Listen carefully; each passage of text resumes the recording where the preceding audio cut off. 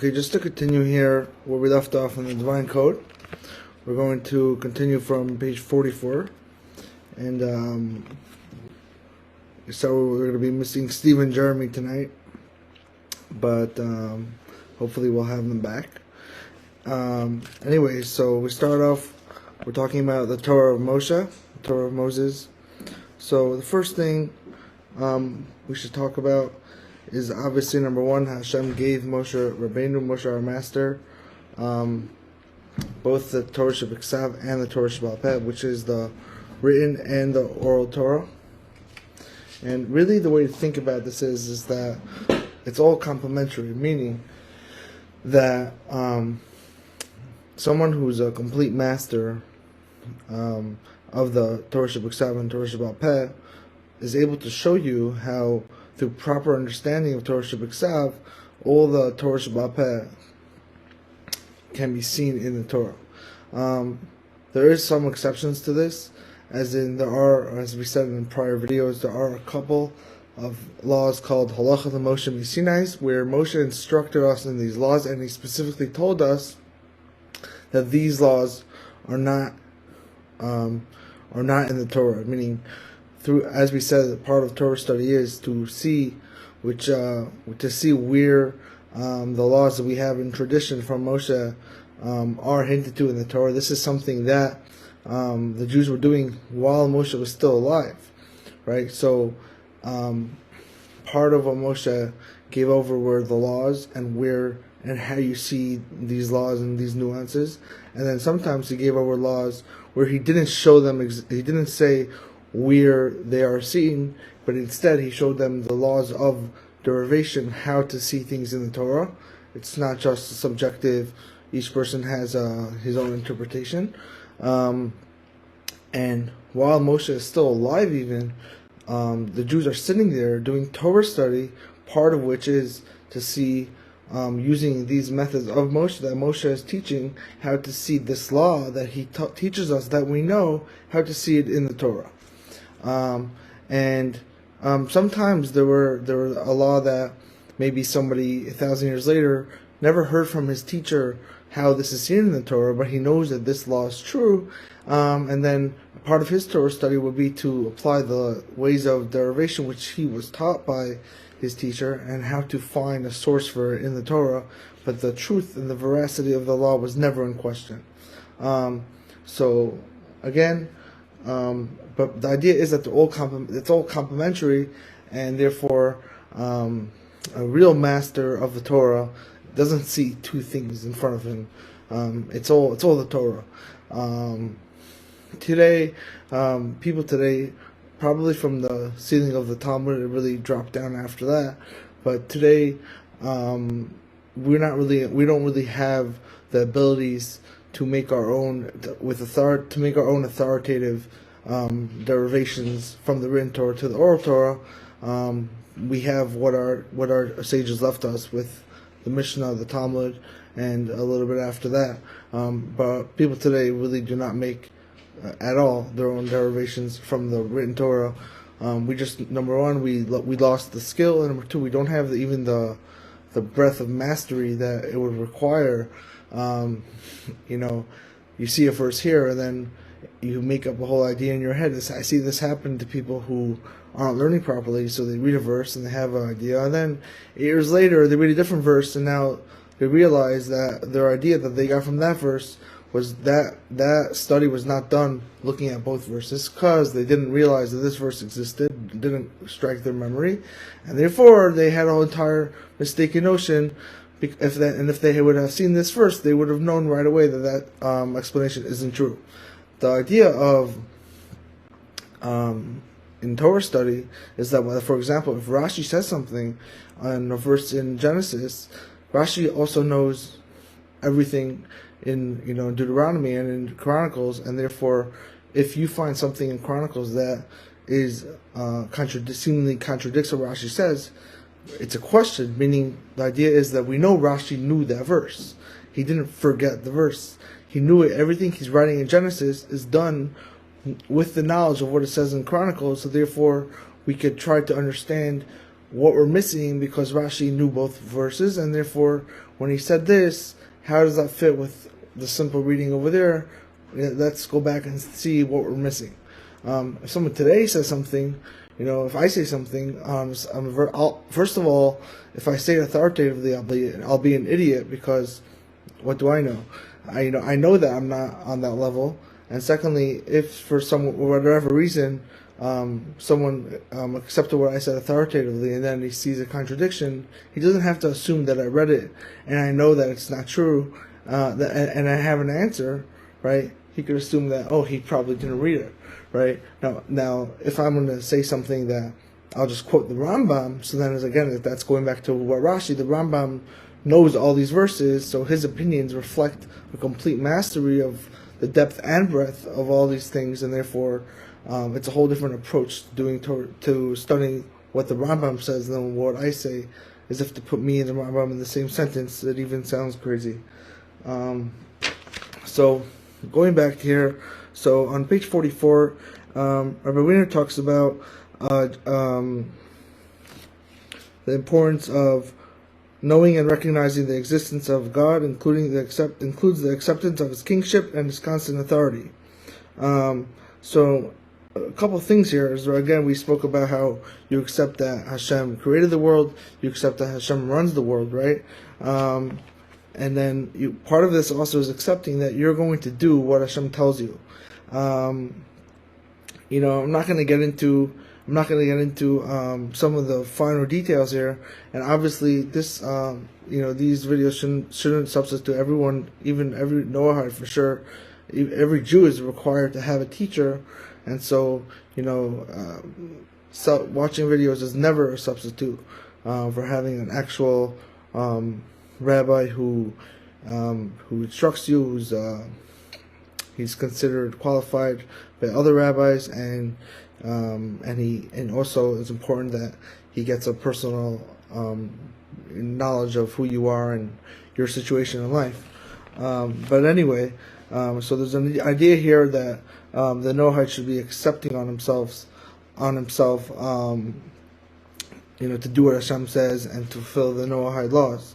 And then he says, we spoke about this, how on page 45 it talks about how in order to get a portion of Olam Haba, the only time you're going to get that from doing the Noachide laws is if he is doing them, accepts them and does them because Hashem commanded him to do so through the teachings of Moshe. So that means, for example, if someone only fulfills them because intellectually it makes sense for him not to murder, that's not going to be enough to get to Olam Haba.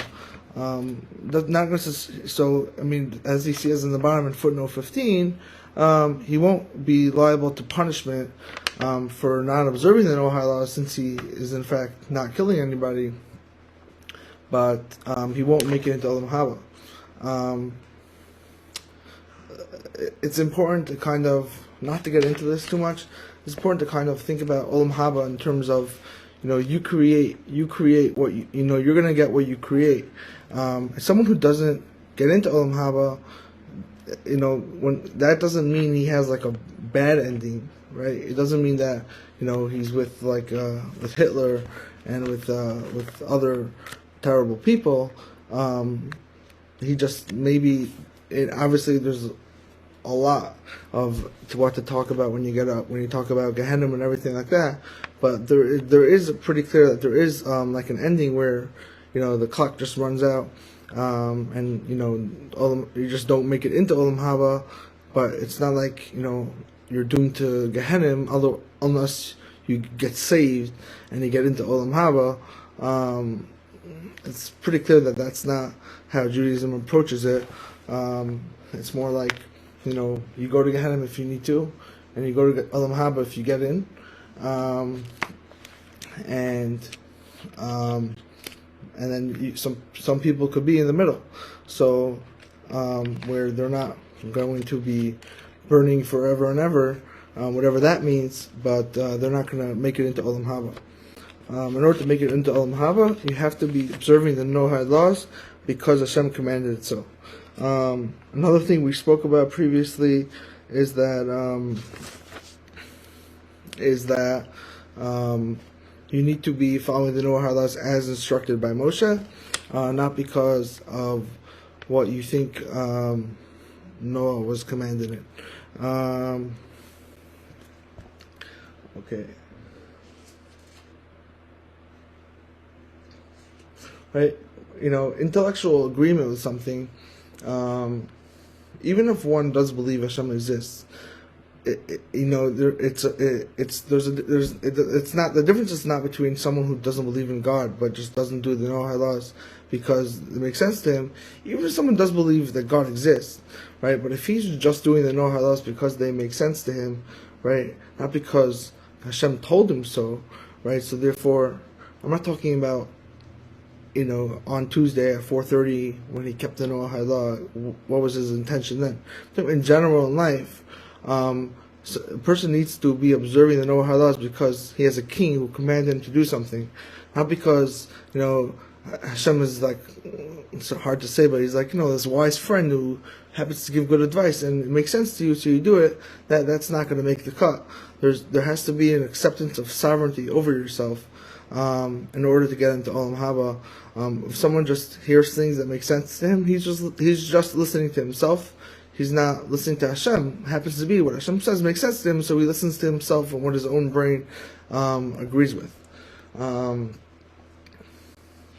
This is also just a good concept to mention when we talk about Torah study, is that Torah study is not about seeing things. Oh, they make sense to me. I like it. Torah study is the same. Torah study is the same exact concept where you treat the Torah as the word of Hashem, your king, and therefore, and your king is good, is perfect, and therefore, if you see something there that makes sense to you, that's great. And if it doesn't make sense to you, it's even better because now you have an opportunity to figure out why you're wrong. That's not even a question, right? If you're wrong, no, you are wrong. I mean, it could be you're not understanding what you're reading, but if you're right in what you're reading, that it goes against something that you believe, this is a great opportunity. It's a test for sure. Not that I'm not saying that it's easy, but it's a great opportunity for somebody to accept Hashem's sovereignty and saying that, okay, I think this, I don't understand this, but must be that it works, must be that it's perfect, must be that it's true and justice, and you accept it. And really, Torah understanding only happens when someone goes to his brain and says, all right, what are my assumptions here that I have that are not allowing me to understand this first, to understand why it's fair. Now, not every time will someone understand everything in the Torah. You have Eov, who had a lot of questions. He couldn't understand everything. But the point is that in general, is that when you approach the Torah, this is the Torah of Hashem. This doesn't need any outside, supplementary sources of truth. Everything in the Torah is true to perfection, right? And therefore, all ideas you have in your head that don't come from the Torah have really no business being applied to Torah study in terms of assumptions that you're going to be making and postulates that you're going to be using in your study, in your analysis. That's not to say that somebody can't use things that make sense to him that are true, because at the end of the day, if they're true, they're in the Torah, right? Because the Torah is true. It's Hashem's wisdom. It has everything, right? It can't not have everything, and therefore, if there's a concept that's true, it's going to be in the Torah as well.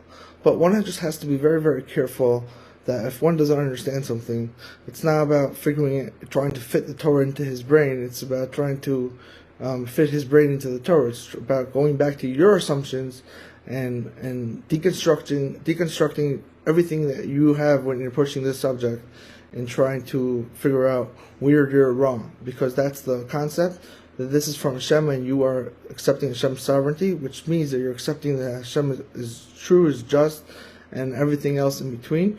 And therefore, that's how Torah study should be done.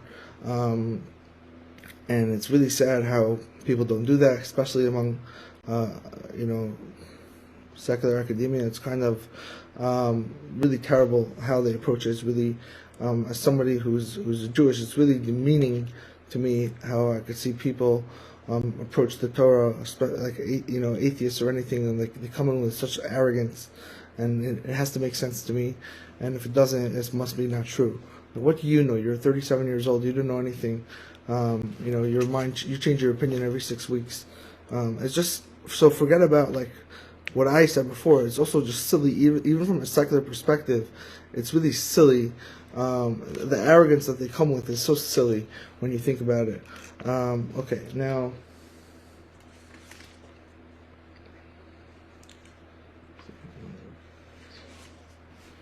Right, yeah, and just following up on that, practical observance of the Noachide laws is not determined by Bible study. This is the point I want to make is that forget about Noachide laws, Jewish laws, right? No Jews make their practical life and their observance of the law centered around how they understand the verse. Because, as I said, right, you have the teachings of Moshe, which are complementary. They're really one. It's really one kind of, maybe you want to use the word organism, and basically, we know how we're supposed to do it because that's Torah Shabbat Peh, intertwined with Torah Shabbat Ksav, and therefore, number one, it goes against that when you're kind of ignoring all that and going back to the verse to trying to see how you think what you think it says. And number two, as I said also before, you're really not qualified, even from a objective secular point of view, to look at the Torah and decide practical law, because people today have no idea. They couldn't answer anything in the Torah. You give them questions, they don't understand any of it. They don't have a knowledge of all the breadth of it, and they don't have a knowledge of the depth of it. You people who just read the Bible, you could probably hit them with 10,000 questions on every chapter that they couldn't answer.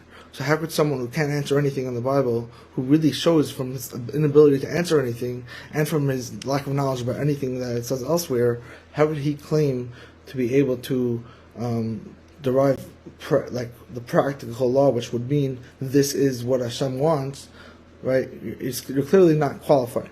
But on top of that, the bigger problem is that now people for sure don't realize this, so that's why I'm notifying everyone that there is already halacha, which means halacha is the way you go. There is already the knowledge of how we should be going.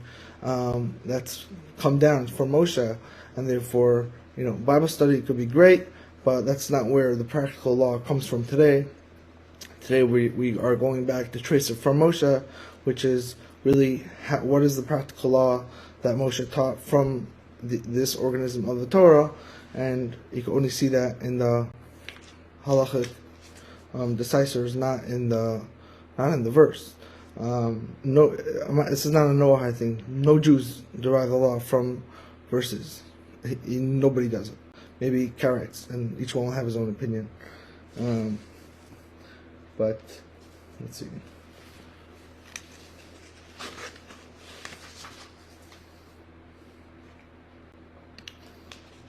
Right, like there's no overturning the apple cart. Somebody finding a verse today and thinking this is what Hashem wants me to do. This is not, the world didn't exist in a vacuum. The Jewish people have been doing this for 3,000 years or so, and we already know what Hashem wants you to do, and we it's all in there. It's all in the it's all in our teachings. This is again for Jews and Noahides, and life didn't begin yesterday. Okay. Another thing I would just add on that is that Hashem's judgment is perfect. So the meaning every person will get judged based exactly what were within his abilities. Nothing more, nothing less. Now, this is very important to understand, but also people shouldn't be lazy, and sometimes this is taken as an excuse for being lazy.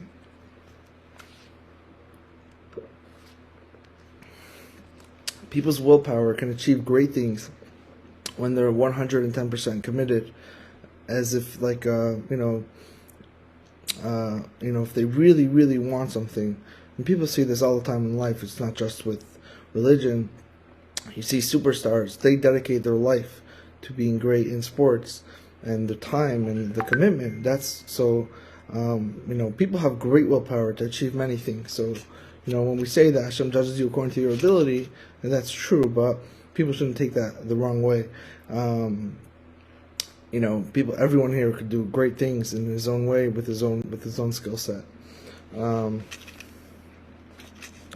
Okay, then we speak about here on page 46, the deniers and deviators from the foundation of faith. We kind of addressed this in a different video, so I'm not going to spend too much time on it. But basically, someone who believes that there's no God, and there's no one in control. Someone who believes that there's more than one. Someone who believes that there's a God, but he has body or form. Someone who believes that the world always existed, and he might acknowledge that Hashem created the world, but he thinks that Hashem created it from a continuously existing primordial matter. Someone who serves an idol, even if he's only serving it for intermediary purposes. And he kind of separates it, and this is coming from the Rambam, to like different categories. That was just the deviant believers. And these are scorners who deny the existence of prophecy and that Hashem doesn't communicate to people. Someone who denies the prophecy of Moshe, and someone who says that Hashem doesn't know people's actions. And he adds in the bottom that a scorner is also somebody who scorns the Torah. He just makes fun of it, which I've seen people do, and I'm like, good luck. And then it also talks about people who scorn the sages, and that's really dangerous. And then he talks about people who ignore them. And then when he gets to deniers of Torah, it's that some of them they're not from Hashem, or that even if he admits they came from Moshe. Or he says that the oral Torah is only from Moshe, or even like from somebody later, or if someone says that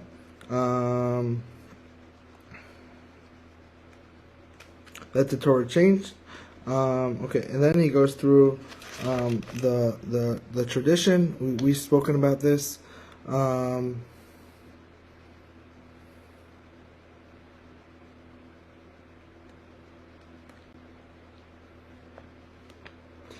Okay, and then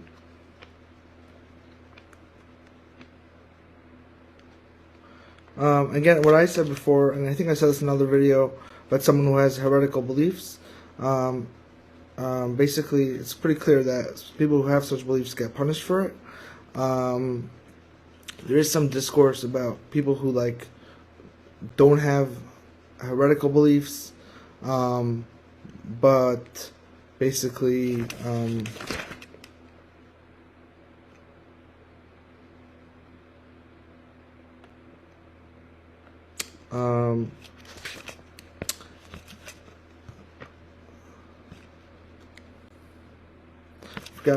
I just lost my train of thought, but basically it's pretty clear that people who have heretical beliefs, there is punishment for that in heaven.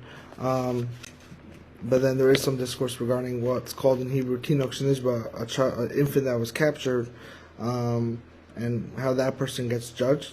I'm not going to go into that. But someone today who has access and is presented with the truth, and I don't want to give guidelines on this. Hashem is going to judge everyone perfectly according to what their ability is. But let's say, for example, I'll just use a Jewish person who's trained in yeshiva, and when he's 47 years old, he decides he's done. Such a person will definitely be judged for having heretical beliefs. And then I did say before that there is a level of somebody who, doesn't make it Olam Haba, but that doesn't necessarily get punished. And kind of just to make everyone aware that such a level exists. I don't want to put exactly who gets into that box, but there is such a concept. Okay, on page 49, he talks about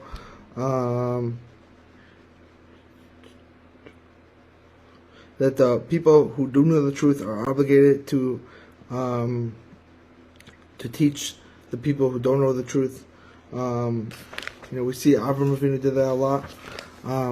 Famously, in Jewish tradition, there's something called the 36 hidden tzaddikim, the 36 hidden righteous people.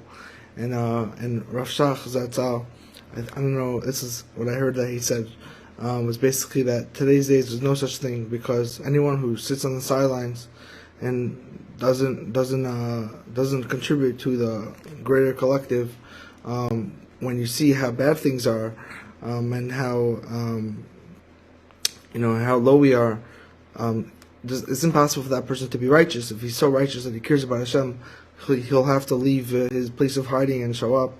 Whereas in the past, the Jews generally, if you go to 1676, the Jews generally were pious on the most part and religious, and so therefore it's possible that there were righteous people who just hid in the shadows and nobody knew them. But today, Shach was saying that everyone needs to be mobilized. That doesn't mean everyone needs to be driving cars with bumper stickers. There's many different ways to help the greater cloud, the greater collective. But that's a great point that Rav Shach really pushed hard. And as I said, there is a concept that everyone, whatever situation they're in, there is a certain level of judgment where, in their setting, in their situation, they had room for growth, and they'll be judged on did they make that growth. Again, I'm not trying to really present a comprehensive manual of how Hashem judges the world, just to put out that these concepts exist. Now we're getting into prophecy here on page 51. So first of all, there is a procedure how to determine someone's a real prophet.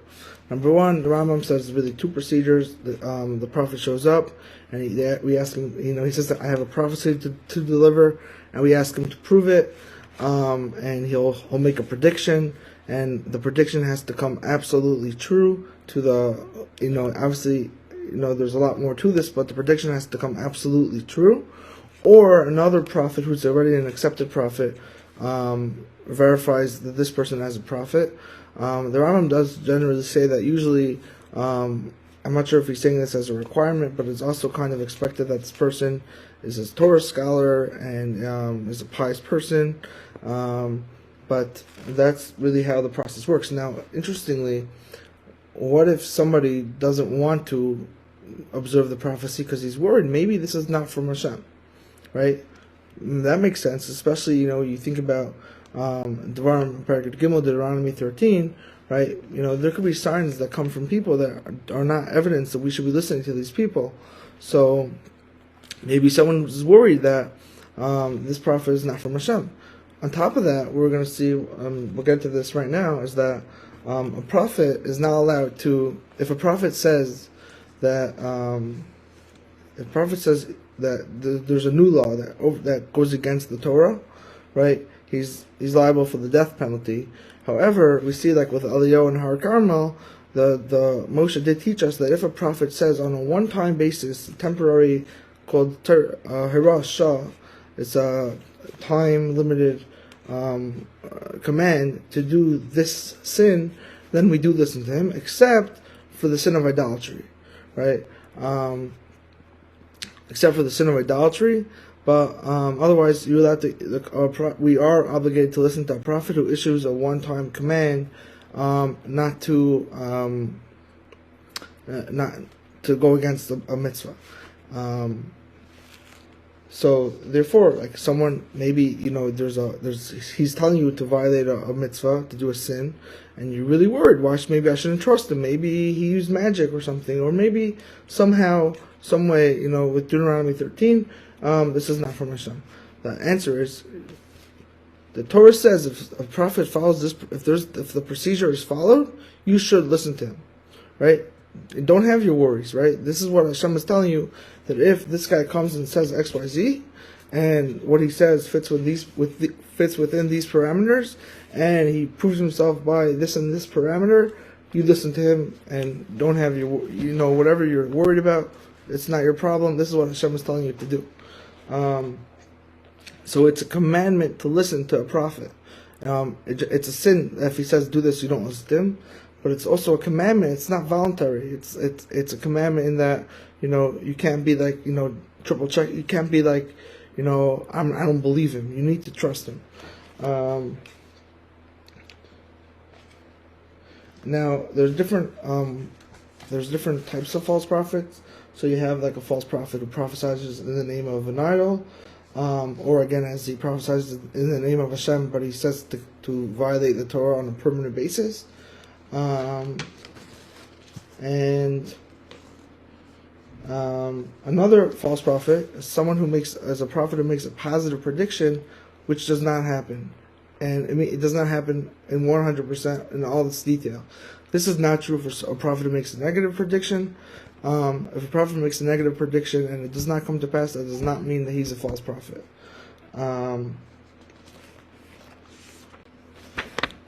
And very importantly, this is very important, is that a prophet can't come and say, this is the law. He can't add to the Torah. He can't take away. He doesn't introduce halacha. Not only that, a prophet can't come and say, 600 years ago, actually, you guys misheard your rabbi, and for the past 600 years, your tradition actually has been skewed, and therefore, I'm not coming to teach you anything new. I'm actually telling you what Moshe really meant, this happens today where people try to tell the Jews what Moshe really meant in the Torah. So the idea of a false prophet is, and this is inherently so, because then you never kill a false prophet for violating the Torah, because he'll explain to you why it really fits. So, but that logic aside, this is the halacha that a prophet can never come and try to use the prophecy as a way of gaining authority for an halachic position, right? That means that, let's say he wants to suggest that this is the tradition, this is what Moshe told us to do, right? He needs to do that just like everyone else who's not a prophet is having that halachic discussion. All he can bring to the table that's legitimate is the Torah study. Meaning, what he does with prophecy, we don't care, and if he does do that, that's also a false prophet, because Hashem is not going to be. That's not someone who's coming from Hashem. We have the famous story, not a prophet, but the rabbi tried to bring a voice from heaven to show that he's right, and so it wasn't bringing a prophecy, and the rabbi still didn't listen, because as it says, the Torah is not in heaven, and again, it's not because it says so, it's because this is how Moshe instructed us, that we have the Torah, and come what may, it's always going to be according to how the Jews keep it in the next generation and the next generation, through the tradition, through the Sanhedrin. It's not going to be supplemented every 100 years with a prophet coming, changing. We don't do that. We listen to a prophet who proves himself, and a lot of times the prophets are giving warnings, either or making predictions, or they're exhorting people to keep the Torah. So you have a lot of times Yeshaya talking about different ways of keeping Shabbos. He's not introducing concepts, he's reminding people that you need to keep Shabbos, and everything, all the laws he's saying, everyone knows. He's just saying that you need to do this. And it's funny that, to me, that I think I saw that some of the Karaites kind of say that, oh well, the laws from Shabbos we see from Isaiah, but Isaiah lived a long time after Moshe, so so that laws, they weren't there before. How did they know those laws before? It was just really amusing to me to see the Karaites say that. Another thing also worth pointing out is that there's many promises in the Torah and in our tradition that the Torah will never be forgotten from the Jews. Rav Aaron Calder was placed a lot of emphasis on this. You see in the Orthodox resurgence that happened after the Holocaust, the Reformer, Conservative, and all the other isms that penetrated into the into the Jewish society, people thought in the 1950s and 40s and 60s that Orthodoxy was headed for the dustbin, God forbid, and today you see that thankfully, Baruch Hashem, all these other movements are dying out, and they keep updating the membership laws. They got to keep the shuls full. So first it's like non-Jewish spouses, and then it's like even Christian spouses, and everything they're just trying to stay alive. And Orthodoxy has had a great resurgence, and that's our promise Hashem made to us throughout Tanakh and our tradition, that the Torah will never be forgotten from the Jews, so therefore, that's just another point of emphasis to make, that we follow the tradition. Another thing he talks about here on page 53 is about having a discussion with debate with one of these false prophets. So you can talk about the false prophets in general, and then just in general, like heretics in general. So he's saying here that when someone is a false prophet, we shouldn't have anything to do with him. There's not a discussion here. You're a false prophet. You're not from Hashem. We're not interested in talking to you. And he points out, like someone who does engage with such a person, you're giving him a little bit of decorum and respect. You're going to have a debate. You're going to talk. He's going to talk. Right? There's two sides here. We're not really interested in such a thing. It's kind of insulting to our king to talk to somebody who questions our king's existence, or who is doing such things. Why would we want to even talk to him as servants of Hashem? It's almost like a sin for us to Hashem, in terms of how a servant accords respect to his master, to speak to such a person. And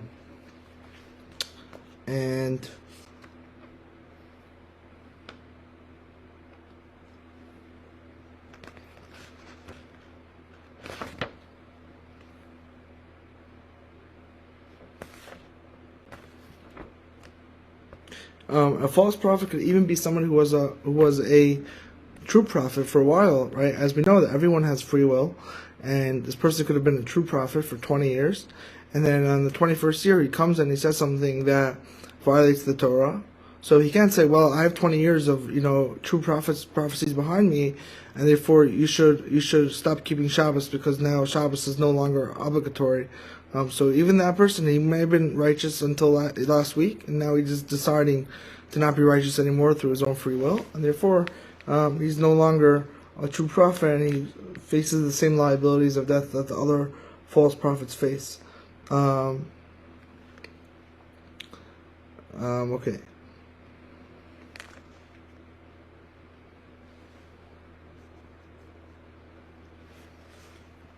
Another thing is that when people talking to heretics, so we know in Pirkei Avos our sages teach us that one should know what to answer a heretic, but in Talmud it's qualified. But we're talking about people. The sages were talking about. We talk about people who didn't have a Jewish education, so they're really coming from just reading the Chumash and just reading Tanakh, and then they have a question about Judaism from what they're reading in Tanakh. But if you have an actual rabbi student who decides to become a heretic, there's no obligation to talk to him. You shouldn't talk to him. The reason why one of the commentaries on the Talmud says because this person knows everything, right? He's choosing how he's interpreting all the information. He's choosing what he wants to believe, which is really what everyone in the world does. But people who never had access to talk to Jewish sages, so sometimes there's that's it's okay. It's you should answer them, but someone who already knows everything, there's no point in talking to them. Everything you say they probably know already. You could have people who know so much, and there could be really evil people because when we spoke about this before. Number one, the point is to internalize the information that you learn into your heart. Otherwise, it's just something and you could keep going on sinning. And number two, really, and it's really the same point, is that the heart really is what controls to a great extent how people view information. There's actually a whole debate about this right now in secular academia. where some people think that science as a methodology can't exist because people have their biases, and then the other scientists want to say that they're able to act, so to speak, in a vacuum, and really the answer is kind of in the middle, where obviously people's biases and where their heartstrings are pulling them definitely impacts everything and how they are interpreting information and employing logic. But ultimately, people are able to strive above that if they choose to do so and try to search for truth. So they're both a little bit right and a little bit wrong. As always, the Torah knows everything, and every time they discover a truth, it's like the old joke where the scientists climb over the mountain and they see you see the religious people who have been sitting there for 1,000 years. Like when they discovered that the world had a beginning. For years, the Jews maintained that the world had a beginning, obviously, and many of the scholars denied that. And then they acknowledged that the world had a beginning. Interestingly, when the Big Bang first really became mainstream, the church was one of the biggest pushers of the Big Bang. They were so excited about it because of this point of the beginning. Another thing is with talking to heretics is that you really want to have a lot of information. You really want to be knowledgeable, and if you're not knowledgeable in all the information, so then you're kind of putting yourself in danger. Because you're talking to it depends who you're talking to also, but if you're talking to like a professional rabble rouser and liar, and you're doing it for having for purposes of showing other people, you really need to know your stuff. In Jewish history, it's always been our greatest rabbis who have done the historical debates with Christian scholars. You have the Ramban, who was the leader of Spanish Jewry at the time, and of course, because another thing is that these people they twist everything, so you need to have a real comprehensive breadth and depth knowledge of everything in order to answer. And another thing is that it's also usually a waste of time if you're having just a one-on-one with such people. There are exceptions, as we said, we would always send the greatest rabbis to do such debates, and really we were always forced to do that. The Ramban didn't volunteer to have a debate; it was forced on him by the Dominican order of monks. And but today you have a lot of counter-missionary work where this danger is overridden by a need to help people, to save spiritual lives. But still, that doesn't negate the danger. Just there's an overriding need, and people who do counter-missionary work, I'm sure they do. They pray every day to not get harmed. This is not like a intellectual cowardice. It's that as being heretical information, it could affect your soul. It could, consistent exposure to such things is not good for you. My advice to anyone who has found the truth is to be really more focused on learning the truth than going back and dealing with the other side.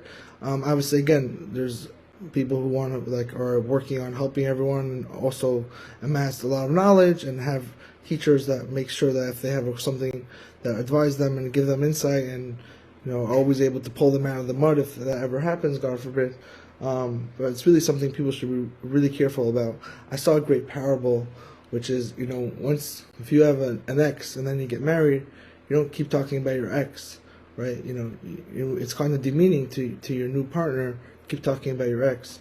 And that's really kind of the idea. But again, there's an overriding need to save people, and that's that definitely overrides it. Obviously, people should be careful in doing that. It's dangerous, and that's why the people who do that, like Rabbi Tovia Singer, they're kind of heroic because they're doing dangerous work. On top of the fact that he has death threats and people chasing him. All right. Okay. So now. Alright, so I think this ends this. We just finished prophecy. We're going to be on page 57. And be on the lookout for more videos continuing on to the Noachide laws.